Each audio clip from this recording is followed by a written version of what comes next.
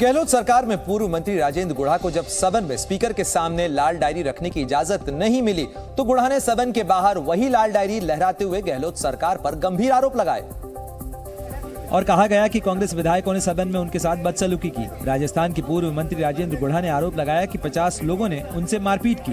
5 का 15 का पता ही नहीं था, मुझे तो नजर ही नहीं आया। मेरे तो ऊपर बैठ गए, कोई मेरे पर जूते मार रहा था, कोई मुझे गुस्से मार रहा था, मुझे दबा लिया था।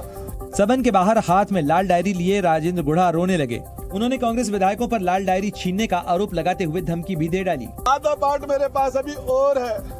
इस पार्ट के अंदर आपके सारे काले कारनामे जो लोगों ने आपने विधायकों को खरीदा, किस किस एमएलए को राज्यसभा में आपने निर्दलीयों को क्या क्या दिया, किस किस को प्रलोभन दिया, क्रिकेट के चुनाव में आपने क्या क्या काले कारनामे किए पैसे दे के, वो सारी चीजें अभी खुलासा मैं आगे भी करूंगा।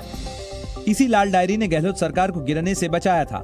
हमारे विधायक दल की मीटिंग चल रही थी, मुख्यमंत्री जी ने मुझे कहा, गुढ़ा मेरी जिंदगी का सवाल है, किसी भी कीमत पर ये डायरी निकाल के ला, किसी भी कॉस्ट पे निकाल ला। राजेंद्र गुढ़ा की बगावत और आरोपों ने राजस्थान की राजनीति को सेंध की गुंजाइश के करीब ला दिया है।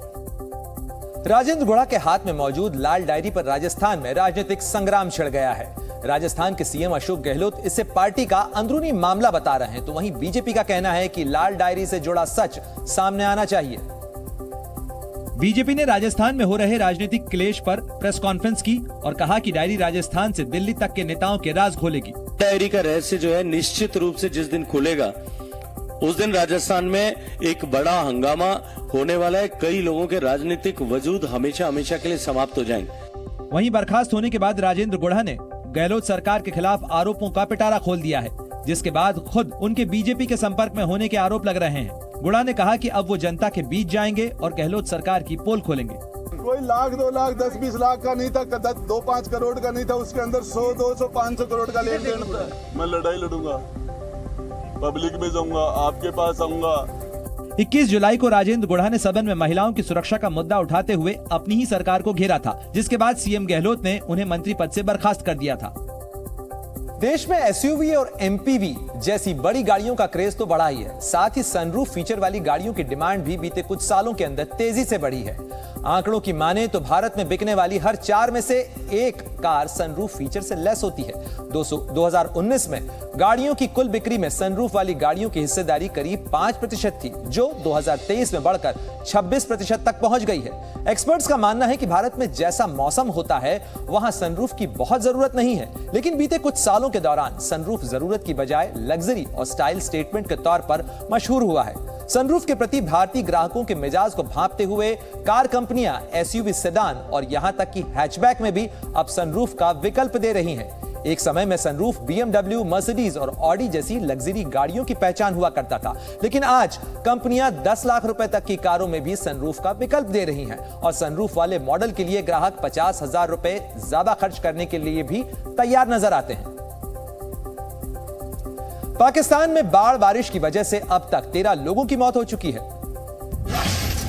पड़ोसी मुल्क पाकिस्तान में मानसूनी बारिश आफत बन गई है। रावी और चनाब समेत ज्यादातर नदियां उफान पर हैं। मीडिया रिपोर्ट्स के मुताबिक बाढ़ और बारिश की वजह से अब तक 13 लोगों की मौत हो चुकी है, वहीं कई लोग घायल हैं।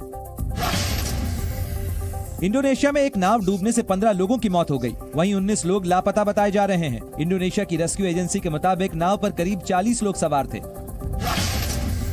उत्तर कोरिया के लगातार मिसाइल परीक्षणों के बीच अमेरिका ने आज एक और परमाणु पनडुब्बी दक्षिण कोरिया को भेजी। पिछले हफ्ते भी अमेरिका ने यूएसएस कैंटकी नाम की परमाणु पनडुब्बी दक्षिण कोरिया भेजी थी। चीन के कैकेहार शहर में एक स्कूल के जिम की छत गिरने से 11 छात्रों की मौत हो गई। स्थानीय मीडिया के मुताबिक स्कूल के छात्र जिम में नेटबॉल खेल रहे थे जब अचानक छत का बड़ा हिस्सा उन पर गिर गया। मणिपुर कांड पर मानसून सत्र के तीसरे दिन भी संसद में जबरदस्त हंगामा हुआ और हंगामे की वजह से दोनों सदनों को दिन भर के लिए स्थगित करना पड़ा। विपक्षी एकजुटता के लिए बने नए गठबंधन INDIA ने पहली बार संसद भवन के बाहर इस मुद्दे पर विरोध प्रदर्शन किया और विरोध जताने के लिए विपक्षी गठबंधन के सदस्य संसद भवन के अहाते में गांधी मूर्ति के बाहर धरने पर बैठ गए। इस दौरान प्रदर्शनकारी नारेबाजी करते रहे। इससे पहले विपक्ष के नेता और कांग्रेस के अध्यक्ष मल्लिकार्जुन खड़गे ने पीएम से सदन में बयान देने की मांग को लेकर नोटिस दिया और चर्चा की मांग की। प्राइम मिनिस्टर स्टेटमेंट करो, आप बाहर प्रेस करते हो, अंदर करने में क्या गया है। हालांकि सदन में शोर शराबे के बीच केंद्रीय गृह मंत्री अमित शाह ने कहा, मैं सदन में चर्चा के लिए तैयार हूँ।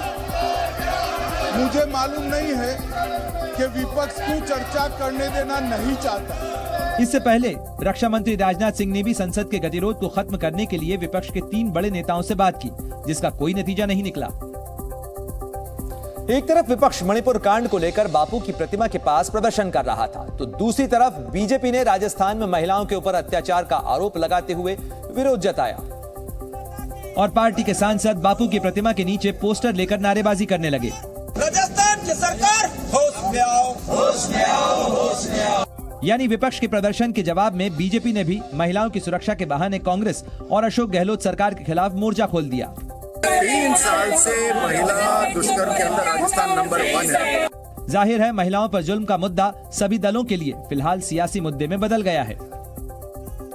मणिपुर कांड के बहाने विपक्ष ने आक्रामक रुख अख्तियार किया, तो बीजेपी की तरफ से स्मृति ईरानी ने विपक्ष के शासन वाले राज्यों का मुद्दा उठाकर उन्हें निशाने पर लिया। आज छत्तीसगढ़ की एक घटना वीडियो के माध्यम से पुनः वायरल की जा रही है।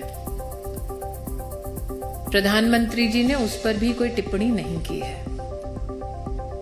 56 लोगों को मौत के घाट उतारा गया है। विपक्ष उस पर चर्चा नहीं चाहती। मुर्शिदाबाद में एक महिला को नग्न मात्र इसलिए किया गया क्योंकि वो कांग्रेस के कैंडिडेट का समर्थन कर रही थी। पंचायत के चुनाव में कांग्रेस पार्टी इस पर भी चर्चा नहीं चाहती।